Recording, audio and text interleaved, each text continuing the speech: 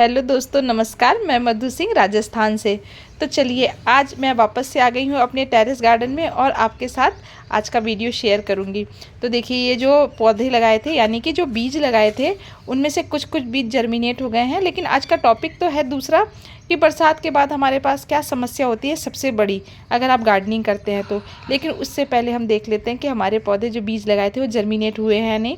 तो इसमें मैंने करेले के पौधे लगाए थे यानी कि करेले के बीज लगाए थे, लेकिन अभी तक देखा है कि सिर्फ एक ही बीज जर्मिनेट हुआ है।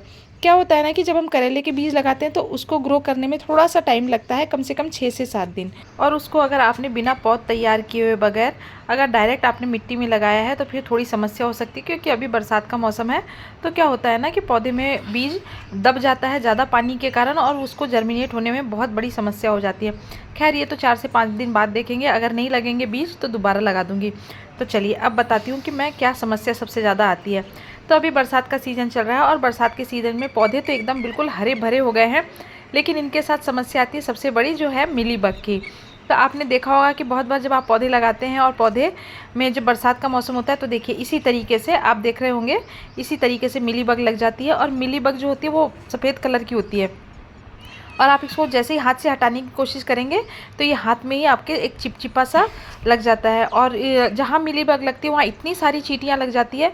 तो क्या होता है ना कि अगर आपके पौधे पर भी मिलीबग आ रही है तो ये एक तो पौधे की आज जो सिरा होता है ये शुरुआत वहीं से होती है, जहाँ से नई कोपल फूटने वाली है तो ये उसी जगह से लग जाती है। और कितनी बार तो ऐसा होता है कि पूरी की पूरी लाइन बन जाती है उसकी। तो आपको क्या करना है ना कि अब हम लोग तो ऑर्गेनिक मतलब गार्डनिंग करते हैं, तो हम ज़्यादा मार्केट का जो केमिकल होता है उसका इस्तेमाल हम बिल्कुल नहीं करना चाहते हैं।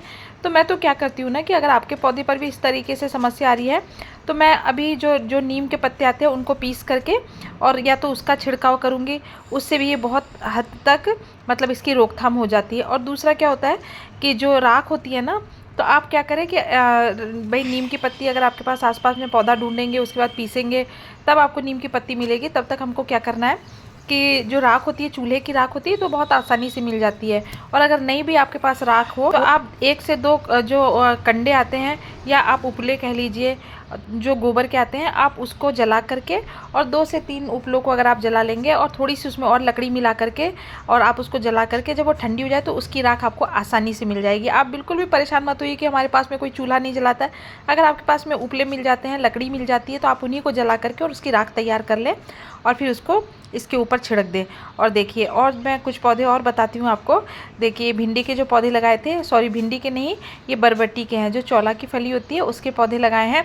पिछली बार बहुत ही अच्छी ग्रोथ हुई थी इनकी और मुझे बरबट्टी खाने के लिए भी मिल गई थी। और ये वाली जो बरबट्टी है ये मैं लेकर के आई हूँ, बहुत दूर से मैंने मंगाए हैं, यानी कि बीज मैंने बहुत दूर से मंगाए हैं। और देखिए, और भी कुछ पौधे थे जो मैंने जर्मिनेट करने के लिए डाले थे। आने वाले वीडियोज़ में मैं बताऊँगी कि मैं और किस चीज़ की पौध लगाऊँगी।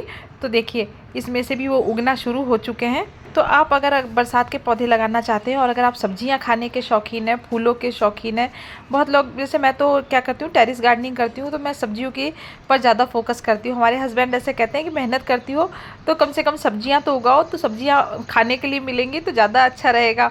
हमें लगेगा कि हाँ, हमने कुछ बचत भी करी है। और घर की सब्जियों का तो टेस्ट भी बहुत ही अच्छा होता है। अगर आपने कभी घर में उगाई हुई सब्जियां खाई होंगी तो आपको खुद महसूस हो जाएगा कि सब्जियां बहुत ही टेस्टी होती है। और एक तो इसमें क्या होता है ना कि जैसे हम मार्केट से सब्जियां लाते हैं और अगर हम पॉलीथीन में पैक करके रख देते हैं तो वो 2 से 3 दिन बाद आपने उसमें देखा होगा, या तो वो इतनी ज़्यादा गल जाएगी या उसमें थैली में बंद बंद उसमें फफूंद लग जाएगी। लेकिन अगर आप घर की सब्जियां उगाते हैं और घर की सब्जी का इस्तेमाल करते हैं तो आप इसको 5 से 6 दिन भी अगर इसी तरीके से रहने देंगे, पॉलीथीन में बांध करके भी अगर रहने देंगे, तो आप जब भी सब्जी निकालेंगे तो आपको उतनी ही फ्रेश सब्जी मिलेगी। आप मेरी बात पर बिल्कुल विश्वास करिए और एक बार आप ज़रूर से लगा करके देखिए। तो मैंने तो यही पिछली बार लगाया था, यानी कि लॉकडाउन के समय से मेरे को टेरेस गार्डनिंग करते हुए करीबन 2 से 3 साल हो गए।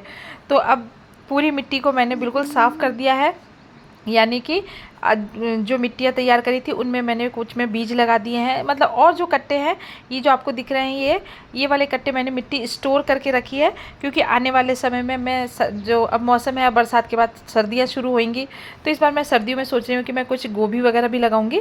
तो उसके लिए मैंने इन मिट्टियों को तैयार करके रखा है। तो ऐसा क्या होता है ना कि अगर आप इसको बाहर ही छोड़ देंगे और बरसात में ये गीली होती रहेगी, बहती रहेगी, तो बहुत ज़्यादा नुकसान होता है। क्योंकि हम टेरेस गार्डन पर सब कुछ ऊपर चढ़ा करके लाते हैं तो हमारे लिए बहुत ही ही ज़्यादा समस्या होती है, सब कुछ समेटना और सहेजना, ये थोड़ी सी समस्या होती है। तो इसी के साथ आज का टॉपिक करती हूँ समाप्त। Take care, bye bye.